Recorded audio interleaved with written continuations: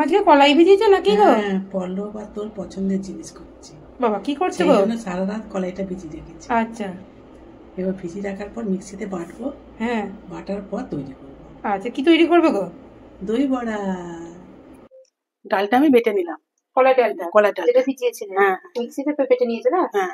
আচ্ছা, ডালটা বেটে নেওয়ার পর এতে মৌরি, আদা আদা আর কাঁচা লঙ্কা কি করবে এটা?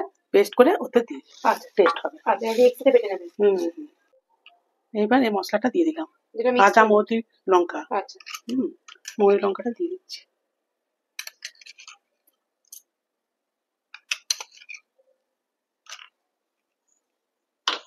নুন দিচ্ছি। আচ্ছা, এবার ভালো করে ফাটাবে।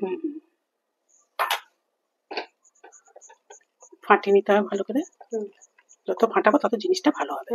আর হয়েছে কিনা জানবো কি করে, একটু জলেতে একটু দিয়ে অল্প একটু দিয়ে দেখবো ভেসে উঠছে, তখন জানবো হয়ে গেছে। আর যত ফাটাবো তত হালকা হবে আর সাদাটে ভাব আসবে ডালটা। হ্যাঁ, হালকা ভাব আসবে। ফাটিয়ে নিচ্ছি। যত ফাটাবে তত ভালো, ফাটালে নরম হবে, সব হবে। এবার মনে হচ্ছে হয়ে গেছে। হ্যাঁ, দেখ এবার বুঝে দেখছি জলেতে দিয়ে। এই যে ভেসে উঠেছে, আরেকবার দাও। ভেসে উঠলো, আরেকটু দাও, এটা দেখাইনি। এই যে ভেসে উঠেছে, তখনই জানলাম যে হয়ে গেছে। ঠিক আছে। বড়া ভাজাটা হয়ে গেলে এই গরম জলে দিতে হবে, তার জন্য জলটা তৈরি করি। গরম জল, হ্যাঁ গরম জল দিলাম। আর 1 টিস্পুন নুন জলের মধ্যে, বড়াগুলোর মধ্যে ঢুকবে। আর 2 টিস্পুন চিনি। একটু মিষ্টি মিষ্টি যন্ত্রণা। হ্যাঁ ওই গুলিয়ে নিতে হবে। বড়াগুলো ভাজা হয়ে গেলে হ্যাঁ 10-15 মিনিট থাকবে। আচ্ছা, তারপর দইয়ের মধ্যে। আচ্ছা ঠিক আছে।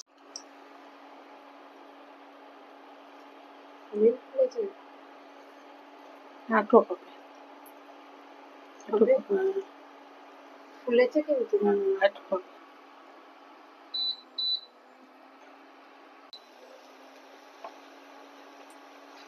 সাদা সাদা রসগোল্লা। এটা তো ঢুকে গেছে, দেখতে পারবো। এটা তো ঢুকে চলে যাচ্ছে না। ভালোই উল্টে ভালো ফুলছে, দেখেছো তোমরা সবাই? ভালো ফুলেছে। ভাজা হয়ে গেছে নাকি? হ্যাঁ ভাজা হয়ে গেছে, তুলে দিচ্ছি।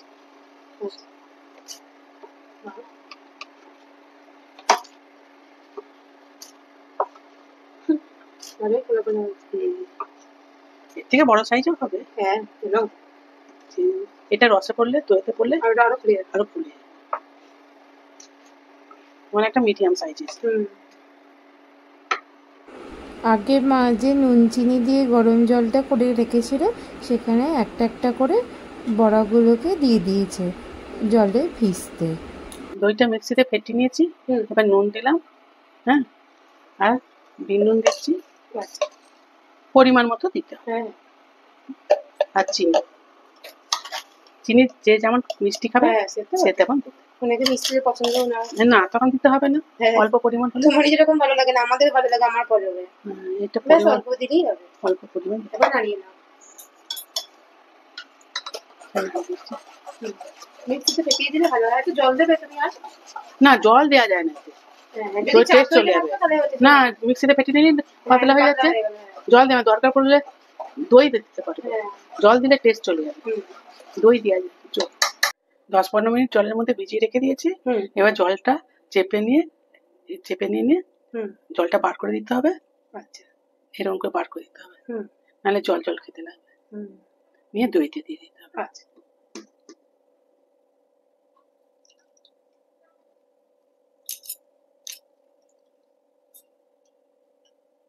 চেপে দিচ্ছ কিন্তু অথচ ফোলা ফোলা আছে। এই যে জলটা বার করে দিচ্ছি, হ্যাঁ জলটা বার করে দিচ্ছি, নাহলে জল সময় থাকলে না ভিতরটা জল সব।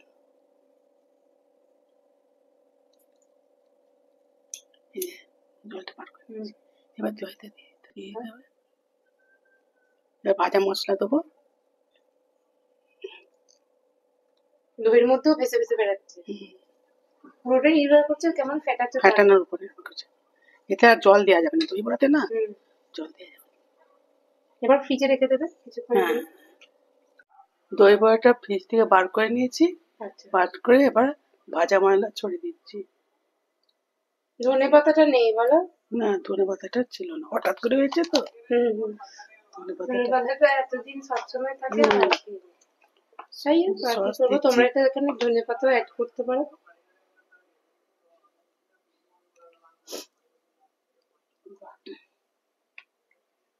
বাহ, তেঁতুলের চাটনিটা দিচ্ছি। আর একটু দাও।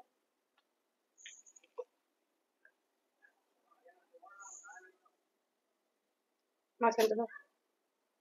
দাও, দাও। হয়ে গেল। আর একটু ইয়ে যে ঝুড়ি ভাজাটা দিয়ে দাও। ঝুড়ি ভাজা দিচ্ছি। লঙ্কা গুঁড়োটা বেশ ঝালঝাল লাগবে। ভাজা মশলাটা তো যদিও লঙ্কা দেওয়া আছে। লঙ্কা গুঁড়ো দিয়ে দিচ্ছি। হ্যাঁ, এবার বিট নুনটা দাও।